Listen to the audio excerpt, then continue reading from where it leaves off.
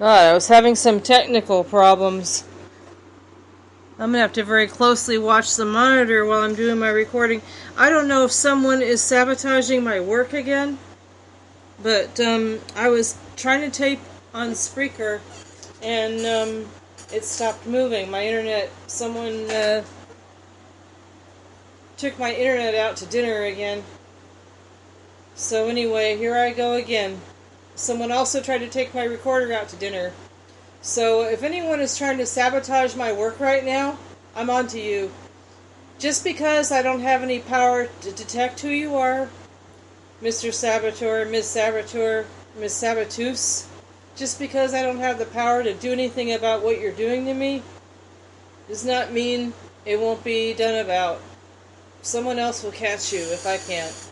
The Lord will catch you. And if you don't believe in the Lord, heaven help you. Because you got in my opinion, you got an attitude. And that attitude can be very dangerous. I've had that kind of an attitude for a long time and almost lost my life over it. And it's your life. You know, it's up to you if you want to keep on being negative and nasty and hurting people and sabotaging some good work we're all doing to help change the world. Seriously. Okay, moving on. I'm saying a little silent prayer. Hope this recorder keeps working while I'm recording. I had to leave IOP again, you guys. I'm practicing something that many survivors of narcissistic abuse practice. And it's because it's very difficult to leave a situation or a relationship. I'm being abused by some mental health providers, and it's been going on for 7 months. If you want to know more about it, you can listen to my episodes that I've been doing already, or my videos if you're watching me on YouTube or anywhere else, any other media. They're using very covert, under-the-radar, stealthy, passive-aggressive tactics. They just have an attitude. And if the attitude affects the behavior, that's what's going on. The van driver for the IOP called me again, and Lucy picked it up. Picked up the call, and Lucy sent me an email that said something in the vein of, the caller did not want my help. The caller did not want my assistance. Did not want to whatever, and that was really, really pissy. You know, really pissy thing for the caller to do. It's like they don't even want to be polite and professional and say, will you please have Sarah call me back? I mean, it's just really, really nasty. Really mean and nasty. I'm having trouble calling up my email. I want to read my email to you and tell you what Lucy said. Alright. Hang on 1 second. My email is not coming up. I got a blank page. Hold on a second. Someone might... Okay, I got it now. It seems like when I have the phone on airplane mode, I don't have any trouble calling up my email. I want to read to you guys what Lucy reported back to me. Lucy's this AI, this wonderful phone service. And let's see, I gotta see if I can check my trash folder, because I deleted it. It upset me so much I didn't want to see it anymore. So here we go. Let me see if I can find it.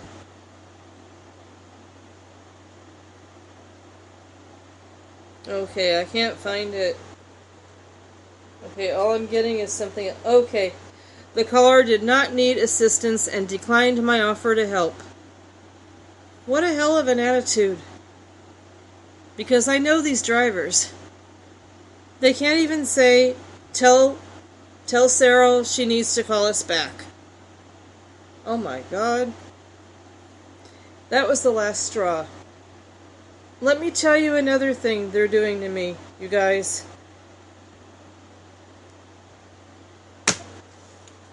The workers informed me that they didn't have to give me lunch. They said that my insurance does not cover the food or the transportation. Okay, well, who is covering it? And why are you making me feel guilty about it? No answer there. My plan today was to call my counselor again and to hope that my counselor had called me again. He hadn't. I don't want to call him anymore. I was going to call him and ask him who's financing the food and transportation. If they're going to lay a guilt trip on me about the not being within my rights to demand lunch, I'm not even demanding a transportation. The van drivers are being meaner to me, having a meaner attitude toward me than the lunch workers have been for the past 6-7 months. So, that they were saying, well, you know, we don't have to give you food and a ride. It's not even covered by your insurance. So it's like I'm going, well, how is it being paid for? And I asked another resource about it. I asked a very trusted source. And they said, well, it's actually the responsibility of the patient to pay for the food and the transportation. And I thought, wait a minute. Most of the clients there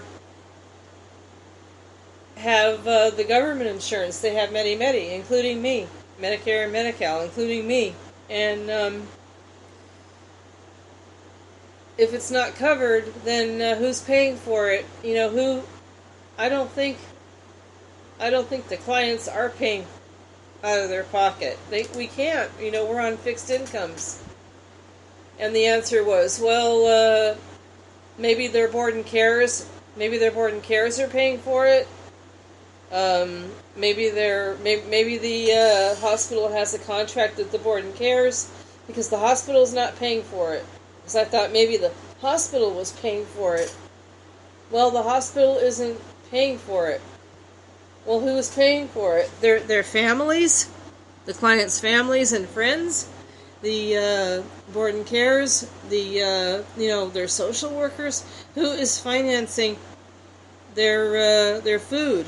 You know, if this really is the reason why the workers are being so snarky with me, why didn't they tell me at the very beginning? Why didn't they tell me when I was first admitted back in October? Well, they should have told you. Okay, fine.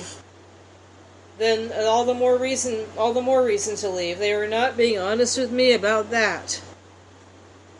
Again, I'm not going to name the place because my place is not to get them in trouble. I'm hoping that the Lord will do that. I'm hoping that God will do that. God will either kill them with kindness or convict them. Because if they're lying about the food and the by omission, lying by omission.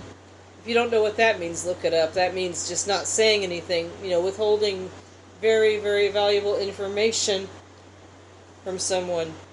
They withheld information from me. They're withholding the reason why they're being so nasty to me. They're withholding information about the financing part, about the food and but they're guilt tripping me about it. I don't think the workers, I'm not paranoid enough to even think the workers are paying for my food and transportation out of pocket and then making me feel guilty about it. For some reason, someone over there is butthurt about me. The third possibility that I've been wondering about for the past several months, maybe the past few months, has been that they don't like me because I'm gay. And I noticed they had decorations in the hallway about Juneteenth, which I thought was really cool. I support Juneteenth, the Emancipation Day. That's really cool. I even complimented them about that on Friday, or on Thursday. And they had Martin Luther King Day holidays. They had Christmas, of course. They had Halloween. They had Thanksgiving. They had Flag Day even. They had Father's Day. They had Mother's Day. They had Memorial Day. They had all these awesome holidays decorated in their hallway and even celebrated. And they didn't have one whisper of gay pride, of LGBTQ pride. And June has been Pride Month. I spent 2 more weeks in that place. Not a whisper about Pride Month. There were stars with rainbows hanging off the ceiling in the community room. And I asked one of the counselors very professionally, very offhand or whatever. I said, I'm wondering what the rainbows on the ceiling with the stars with the rainbows on them are, ma'am. Are you guys doing Pride Month? I think that's really cool. And she said, no, actually that's not Pride Month. That was just for the talent show. Because they had done a talent show like right before Memorial Day. Maybe to celebrate spring. Fine, or celebrate summer. Okay. And I said, I noticed you guys had other holidays. How about Pride Month? And they were just like really lukewarm about it. And I was kind of surprised because I thought the counselors had supported my lifestyle. They know about, a couple of the counselors know about my love life a little. I've told them one-on-one sometimes. Of course, they knew that I had a crush on Olga, the other client. And, okay. But I'm thinking to myself for the past couple of days, the past weekend, my roommate Bruce and I have brainstormed, why wasn't there a Pride Month recognition? Why not? Why wasn't there Pride Month? They were celebrating and flaunting all these other holidays, but not Pride Month? So, someone is either being nasty to me because I'm gay, or because I have a crush on Olga, or because they don't think I'm paying for my food or whatever. They think I'm demanding free food, free services. Well, on their website, they said those services were included. Continental breakfast and lunch. Provided. I even asked GPT what provided meant.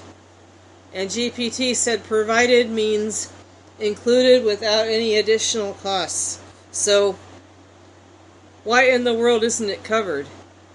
And how is it financed? I don't think the patients are paying for it. But I'm getting a guilt trip and they're not. The mystery continues to unravel.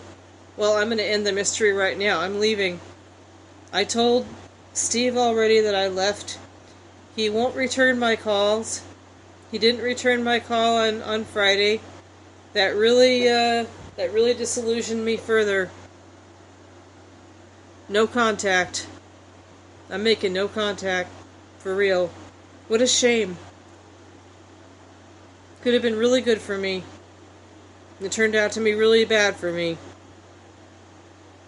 If I go to another IOP, I'm going to ask them if it's true. Who's paying for food and transportation? I hope it isn't everybody's board and care. Not everybody lives in a fucking board and care. Alright. Talk later.